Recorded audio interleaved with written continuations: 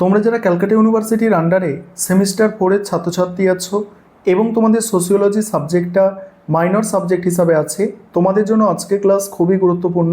আজকের ক্লাসে তোমাদের 100% কমনযোগ্য সাজেশন নিয়ে আলোচনা করব। তোমরা যারা অনার্সের স্টুডেন্ট আছো এবং তোমরা যারা এমডিসি কোর্সের স্টুডেন্ট আছো, তোমরা উভয়ই দেখো এবং তোমাদের সাজেশন আলাদা করেই তৈরি করা হয়েছে। তোমাদের সিলেবাস এক, অর্থাৎ তোমাদের অনার্সের স্টুডেন্ট তোমরা যারা আছো তোমাদেরও সোশিওলজি অফ ইন্ডিয়া এবং এমডিসি কোর্সের ছাত্রছাত্রীদেরও সোশিওলজি অফ ইন্ডিয়া।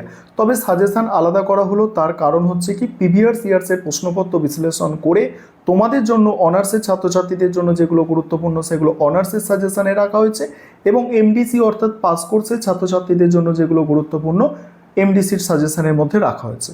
প্রথমে তোমরা যারা অনার্স কোর্সের স্টুডেন্ট আছো, অর্থাৎ অন্য কোনো একটা সাবজেক্টে অনার্স আছে তবে সোশিওলজি সাবজেক্টটা মাইনর সাবজেক্ট হিসাবে আছে, তোমাদের 100% কমনযোগ্য সাজেশন দেখে নাও। দেখো 15 নম্বরের প্রশ্ন 3টে অ্যান্সার করতে হয়। 15 নম্বরের যে প্রশ্নগুলো আছে দেখো, যেগুলো স্টার দিয়ে চিহ্নিত করা আছে এগুলো হচ্ছে টপ মোস্ট ইম্পর্টেন্ট প্রশ্ন, অর্থাৎ অধিক গুরুত্বপূর্ণ প্রশ্ন।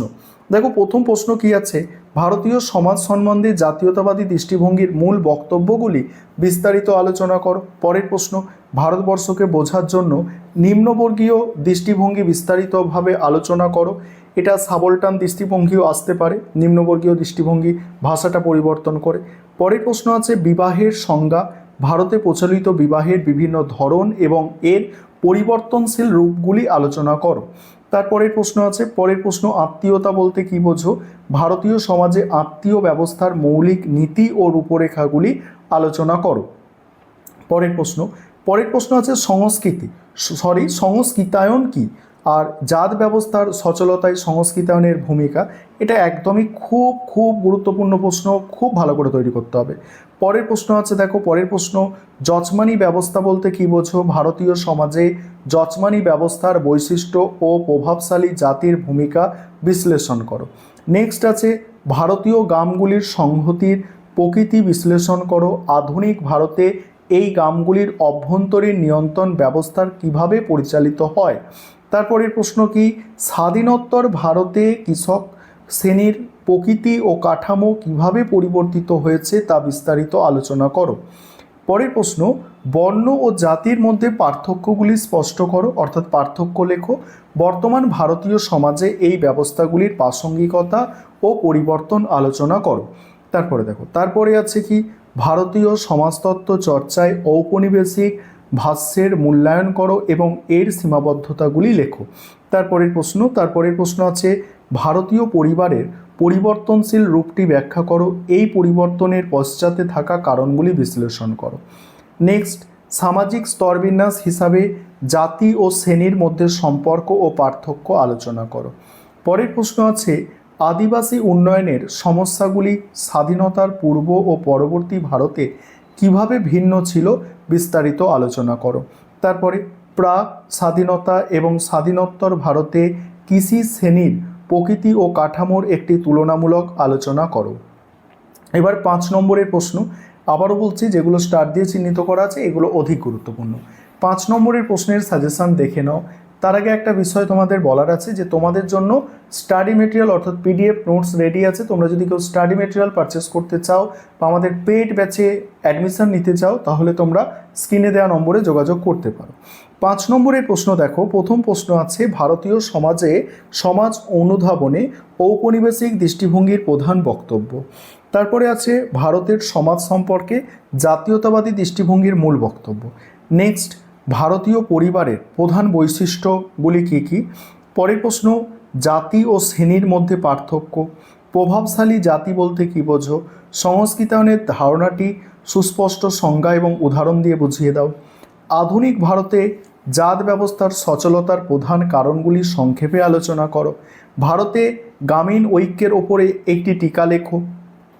তারপরে আছে যজমানি ব্যবস্থার ইতিবাচক ও নেতিবাচক দিকগুলি সংক্ষেপে লেখো। নেক্সট, স্বাধীনতা পূর্ব ভারতে কৃষি শ্রেণীর প্রধান সমস্যাগুলি কী ছিল। তারপরে দেখো জনজাতি বা আদিবাসী সমাজের প্রধান বৈশিষ্ট্যগুলি উল্লেখ করো। নেক্সট আছে ভারতীয় সমাজে বিবাহের পরিবর্তনশীল রূপের দুটি কারণ লেখো। তারপরে আত্মীয়তার স্তর সম্বন্ধে একটি সংক্ষিপ্ত টিকা লেখো। নেক্সট আছে সামাজিক স্তরবিন্যাস হিসাবে জাতি ব্যবস্থার যে কোনো দুটি সমালোচনা উল্লেখ করো। আবারও বলছি, স্টার দেওয়া প্রশ্নগুলো বেশি গুরুত্বপূর্ণ। তারপরে আছে স্বাধীন ভারতে আদিবাসী উন্নয়নের প্রধান দুটি বাধা বা সমস্যা।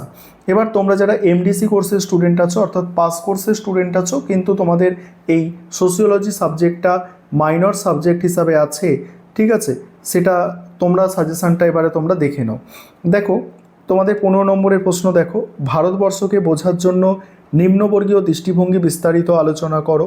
তারপরে আছে ভারতীয় সমাজ সম্বন্ধীয় জাতীয়তাবাদী দৃষ্টিভঙ্গির মূল বক্তব্য সমূহ বিস্তারিত আলোচনা করো। তারপরে আছে ভারতীয় পরিবারের প্রধান বৈশিষ্ট্যগুলি কী কী, সময়ের সাথে সাথে ভারতীয় পরিবারের কাঠামোয় কী ধরনের পরিবর্তন দেখা যাচ্ছে। তারপরে আছে বিবাহ কি, ভারতে প্রচলিত বিভিন্ন প্রকার বিবাহের ধরন এবং এর পরিবর্তনশীল রূপ আলোচনা করো। তারপরে আছে বর্ণ ও জাতির মধ্যে পার্থক্যগুলি স্পষ্ট করো, ভারতীয় সমাজে জাতি ব্যবস্থার মূল বৈশিষ্ট্যগুলি আলোচনা করো। পরের প্রশ্ন আছে আধুনিক ভারতে ভারতীয় গ্রামগুলির অভ্যন্তরীণ নিয়ন্ত্রণ ব্যবস্থা কিভাবে পরিচালিত হয় বিশদে আলোচনা করো। নেক্সট স্বাধীনতার পূর্ব ভারতে কৃষি শ্রেণী কাঠামোর প্রকৃতি। নেক্সট জনজাতি ও আদিবাসী সমাজ বলতে কী বোঝো, স্বাধীনতার পূর্ব ভারতে আদিবাসী উন্নয়নের সমস্যাগুলি আলোচনা করো। পরের প্রশ্ন হচ্ছে ভারতের যজমানি ব্যবস্থার উপর একটি বিশদ টিকা লেখো, তোমার কি মনে হয় এটি একটি শোষণমূলক ব্যবস্থা ছিল? তারপরে প্রভাবশালী জাতি বলতে কী বোঝো, ভারতীয় সমাজে এর গুরুত্ব ও ভূমিকা আলোচনা করো। তারপরে আছে ভারতীয় সমাজে গ্রাম সংহতির প্রকৃতি বিশ্লেষণ করো। তারপরে আত্মীয়তা বলতে কী বোঝো, ভারতীয় সমাজে আত্মীয়তার নীতি ও রূপরেখা বিস্তারিত আলোচনা করো। জাত ব্যবস্থার সচলতায় সংস্কৃতায়নের ভূমিকা উদাহরণসহ আলোচনা করো। নেক্সট প্রশ্ন আছে আধুনিক ভারতে জাত ব্যবস্থার পরিবর্তনের প্রধান কারণগুলি কী কী, এর বর্তমান রূপটি আলোচনা করো। এবার 5 নম্বরের প্রশ্ন তোমরা দেখে নাও। 5 নম্বরের প্রশ্ন সাজেশন নিয়ে আলোচনা করব। তার আগে একটা বিষয় তোমাদের বলার আছে যে তোমাদের জন্য অনলাইন কোচিং ক্লাস চলছে। তোমরা যদি কেউ পেড ব্যাচে অ্যাডমিশন নিতে ইচ্ছুক থাকো বা আমাদের থেকে পিডিএফ নোটস অর্থাৎ স্টাডি মেটেরিয়াল পারচেস করতে চাও, তাহলে তোমরা স্ক্রিনে দেওয়া নম্বরে যোগাযোগ করতে পারো। এবার 5 নম্বরের প্রশ্ন দেখো। প্রথম প্রশ্ন আছে ভারতবর্ষকে বোঝার ক্ষেত্রে ঔপনিবেশিক দৃষ্টিভঙ্গির ওপর একটি সংক্ষিপ্ত টিকা। নেক্সট আছে সংস্কৃতায়ন বলতে কী বোঝো, উদাহরণসহ ব্যাখ্যা করো। পরের প্রশ্ন দেখো। পরের প্রশ্ন হচ্ছে উত্তর ভারতীয় এবং দক্ষিণ ভারতীয় আত্মীয়তা ব্যবস্থার প্রধান পার্থক্যগুলি লেখো। নেক্সট স্বাধীনতা উত্তর ভারতে উপজাতি বা আদিবাসী গোষ্ঠীর মূল সমস্যাগুলি সংক্ষেপে লেখো। তারপরে আছে স্বাধীনতা উত্তর ভারতে কৃষিভিত্তিক শ্রেণীর প্রকৃতির ওপর টিকা। নিম্নবর্গীয় দৃষ্টিকোণের মুখ্য বক্তব্যগুলি সংক্ষেপে লেখো বা সাবলটান দৃষ্টিভঙ্গি সম্পর্কে আলোচনা। জাতি ও শ্রেণীর মধ্যে পার্থক্য, আদিবাসীদের প্রধান বৈশিষ্ট্যগুলি সংক্ষেপে আলোচনা। তারপরে ভারতীয় সমাজে বিবাহের পরিবর্তনশীল রূপের ওপর একটি টিকা। স্বাধীনতা পূর্ব ভারতে জমিদার শ্রেণী সম্বন্ধে একটি টিকা লেখো। তারপরে আছে দেখো প্রভাবশালী জাতির ধারণাটি কী, এর বৈশিষ্ট্য, উদাহরণসহ বর্ণ জাতির পার্থক্য। তারপর ভারতীয় সমাজে অভ্যন্তরীণ নিয়ন্ত্রণ বলতে কী বোঝো, যজমানি ব্যবস্থার ইতিবাচক দিক বা সুবিধা, আত্মীয়তার প্রকারভেদ এবং তোমাদের সিলেবাসটাও তোমরা দেখে নাও একটু। আমি সিলেবাসটাও তোমাদের আমি স্ক্রল করে যাচ্ছি, তোমরা দেখো এই হচ্ছে তোমাদের সিলেবাস।